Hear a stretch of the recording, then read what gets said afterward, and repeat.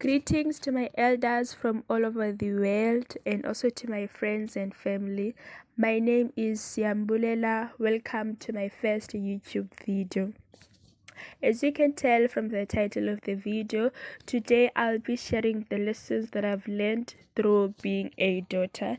But before I continue with the video, I want to share a verse that I got from the Good News Bible version. From 1 Peter chapter 5 verse 5, it reads as follows: "In the same way, you younger people must submit to your elders, and all of you must put on the apron of humility to serve one another. For the scripture says, God resists the proud, but shows favor to the humble." So now continuing with the video, the first lesson I've learned is that life is too short. You never know how much time you have together with your parent. But then before I explain how this lesson came about to me, I want us to first try and define the word parent.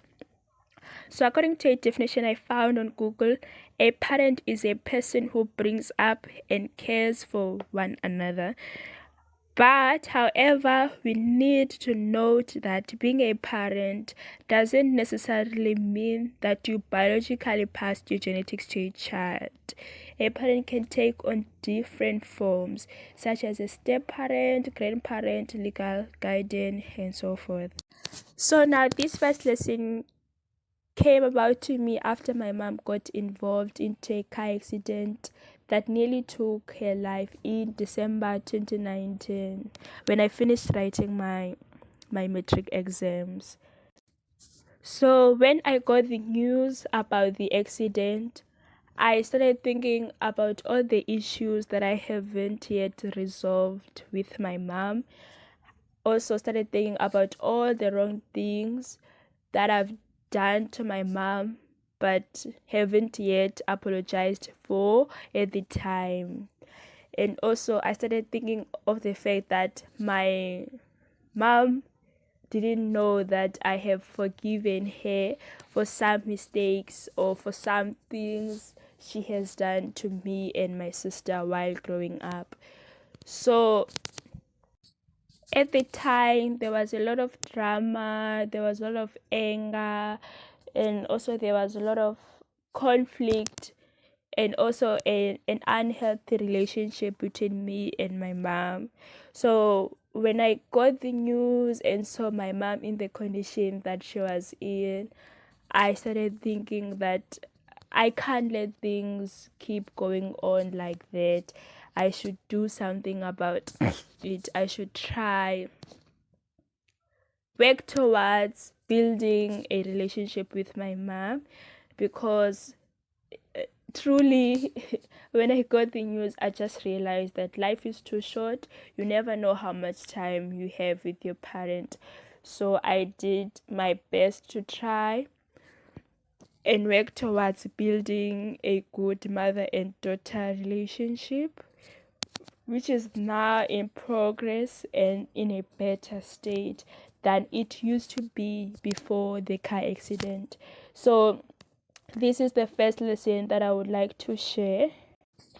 Before moving to the next lesson, I want to acknowledge the fact that it's not easy to just forgive your parent for some of the things that they have done, because we can't run away from the fact that parents do make mistakes sometimes, especially if they themselves haven't been raised in a home whereby they got to see what is a good way of raising a child. For example, there are two cases.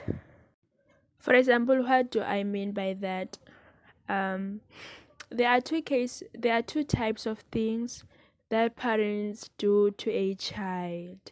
One is a mistake, and then the other is the thing that is in the best interest of the child, even though in the short term the child might not realize that, but then in a long term they will see and realize that what their parent did was for their best. For example, A parent cannot allow a child to have a smartphone or a cell phone up until they finish their grade 12. In the short term, the child might not see that as being the best for them. But then when they get to varsity and see how the social media world is and how the smartphone takes away most of their time and so forth, they will realize that what their parent did was for their best, even though that time they didn't get to see that. But then on the other side, there are mistakes that parents do to a child. For example, calling them names, kicking them in faces when they beat them, or throwing them to walls, or throwing dangerous objects to them. That is not in the best interest of the child. As a result, that might build an anger inside a child. So from that, I do acknowledge the fact that sometimes it is difficult for a child to forgive their parent for all the mistakes that they have done towards them. This is not the only one. There are so many, but then to try and prevent the video from being too long, I'll just mention this few with the hope that you do get a picture of what I mean by saying sometimes it is difficult for a child to forgive their parents for what they might have done in the process of bringing them up. So for me, the process of giving, oh, sorry. So for me, the process of forgiving my single parent for the mistakes that she did, as much as it wasn't easy, but then I was pressured by the fact that I didn't know how much time I have with her. So I started by all means seeking help from outside people, because at times it would be difficult for me to share with her how I felt, or to share with her the things I didn't like and the things I forgive her for, and also like to tell her how sorry I am. Or sometimes I would write letters to her if I was afraid to speak with her. And also another thing that motivated me to try and work on our relationship is the scripture from Ephesians chapter 6 verse 1 to 3, saying that, children, it is your Christian duty to obey your parents, for this is the right thing to do.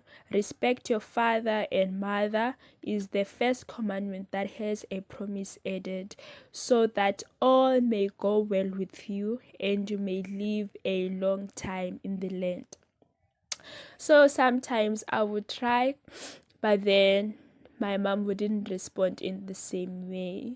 So what motivated me is that since I didn't know how much time I have together with her, I must try and do my side and do my duty at my side, so that should she be no more, I don't have any guilt. I know I did my best. I know I did my best as a daughter to her. So the second lesson is that you don't need to have much in order to make your parent happy.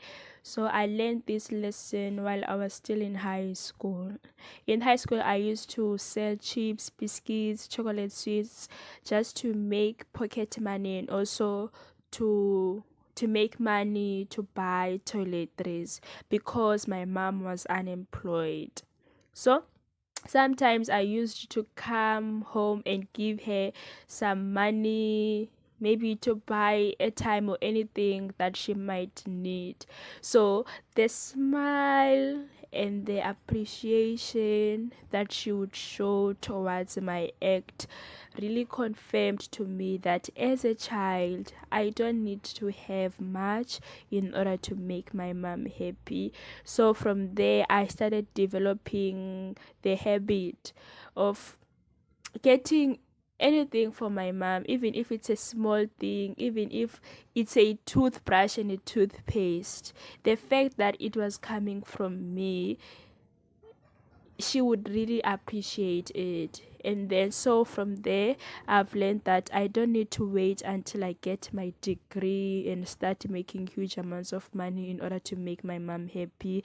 Also, I don't need to wait until she dies and then I buy her expensive caskets or flowers and so forth.